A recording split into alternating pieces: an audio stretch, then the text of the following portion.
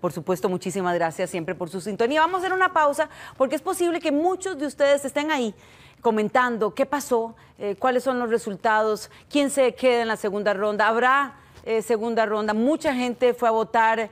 ¿Cuánto al final? Bueno, vamos a hacer una pausa precisamente para analizar la jornada. ¿Qué fue lo que pasó? ¿Qué fue lo que vimos con esa cantidad de gente haciendo fila en la tarde para votar? Se encuentra con nosotros Natalia Morales, economista del programa Estado de la Nación. Natalia, muchísimas gracias por acompañarnos.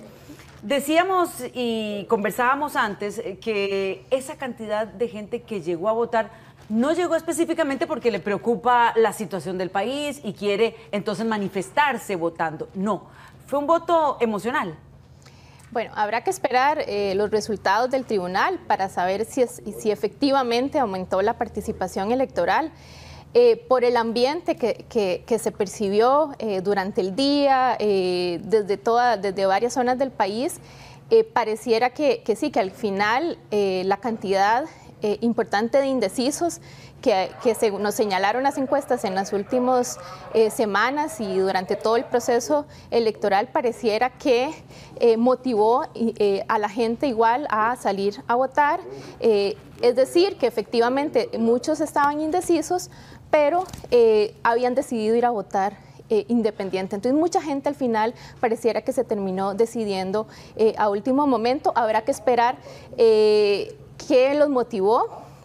Efectivamente, digamos, el país tiene una serie de problemas que enfrentar de cara al nuevo gobierno que entre y no sabemos exactamente si fue algo más emocional o fue algo más emotivo o más pensado también. Porque también hemos conversado durante este proceso a través de los investigadores del Estado de la Nación, esos problemas que están sobre la mesa, la seguridad, el empleo, pero que no habían movido a la gente por lo menos a manifestar, sí, voy a ir a votar, más bien todo lo contrario, es decir, un poco alérgicos a lo que estaba sucediendo, un poco apáticos, pero vemos hoy totalmente diferente y mañana tendremos otro panorama porque ya sí veremos si hay un ganador absoluto o si hay una segunda ronda y también cómo esas fuerzas, ahora sí, a trabajar y vamos a ver cómo sacamos este país adelante. Sí, en general lo que habíamos visto a lo largo de la campaña es que se había basado muy poco en ideas y más en otros temas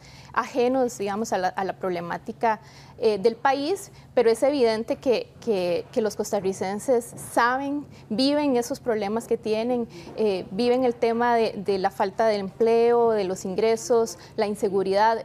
Habría que ver qué tanto afectó. Si usted estuviera en los zapatos de alguno de los candidatos y, bueno, ya tuviéramos un poquito más claro el panorama de quién va a tener las riendas del país, ¿qué no la dejaría dormir? ¿En qué estaría pensando en estos momentos? Porque ya se terminó la especulación, ya se terminó, bueno, el si van a votar o no, no. Ahí tiene el panorama y los problemas que no debería dejarlo dormir. Sí, los informes de Estado de la Nación han señalado problemas estructurales que viene arrastrando el país. Tal vez el más importante es el tema del déficit fiscal, cómo lograr hacer un balance, o sea, de dónde disminuir ese déficit que tenemos entre gastos públicos y los ingresos. Y es un tema, digamos, que está en primer nivel de importancia.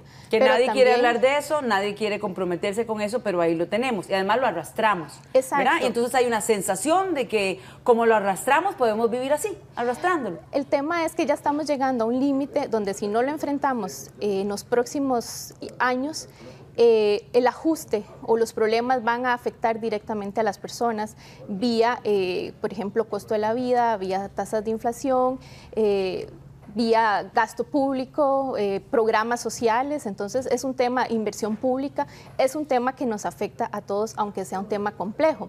Pero el otro tema que también es relevante es el tema del empleo o el desempleo. Ese desempleo que viene arrastrando el país desde hace varios años, que no logramos disminuir de un 9%, o sea, 9 de cada 100 personas que están buscando trabajo no lo encuentran. Y esa percepción también de muchos de que sí hay trabajo, pero hay trabajo en el área de tecnología, en el área donde se requiere un idioma, pero el costarricense, que en su mayoría no tiene esas especificaciones, no tiene esa formación, no tiene trabajo. No, el problema es que si no diseñamos una estrategia de empleo que tome en cuenta las regiones del país, no solo el área metropolitana, sino cómo generar empleo en las zonas periféricas, cómo generar empleo en las zonas costeras, en las zonas fronterizas, cómo generar empleo para aquellas personas que no lograron completar la secundaria, que es la población que le llamamos desempleo estructural y que se han visto afectados desde hace 5 o 6 años de estar buscando. Y a veces cuando logra disminuirse la tasa de desempleo es una disminución aparente porque muchas de esas personas se cansaron de buscar empleo y entonces las encuestas no lo registran como desempleados. Pero es un problema importante que tiene que tener un enfoque territorial, un enfoque que considere a estas personas que no tuvieron las suficientes oportunidades. Dos países, estamos ante dos países, una zona urbana que tiene más oportunidades y la zona rural que siempre reclama, pero que a final de cuentas no se llega ahí, no se llega ni con políticas, no se llega con programas, y entonces volvemos también a la ayuda del dinero y a final de cuentas eso no dura para toda la vida. Exacto, y además de cierta forma también te explica un poco la participación electoral o el abstencionismo que ha sido históricamente más alto en estas zonas rurales. Muchas de estas poblaciones no sienten que se vean beneficiados directamente con las acciones públicas o del Estado y simplemente se desencantan con la política. Y reclaman por el voto que dan. Entonces dicen, bueno, yo voté y esperan algo a cambio. Y hemos visto también una modificación en el discurso de los políticos, ¿verdad? Decir, no voy a prometer. Pero también hay gente que quiere que le prometan algo. Es decir, si usted quiere, necesita una casa, usted dice, bueno, también necesito que me den eso, por lo menos algo, un compromiso. Sí, el problema es que mucha, digamos, de la discusión que se vio en la campaña fue sobre decir promesas, pero sin entrar en el cómo se iban a cumplir. Entonces, muchas veces se promete generar empleo, pero no se dice cómo.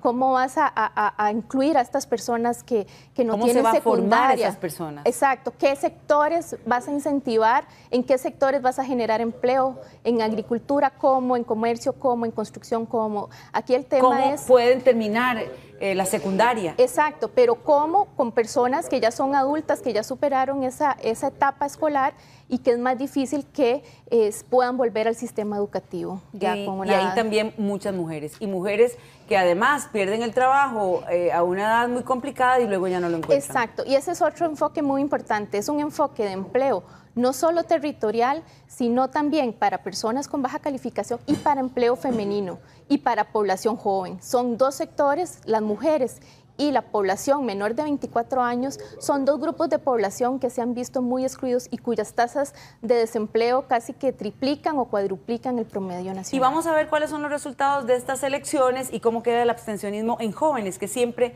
es más alto, ¿verdad?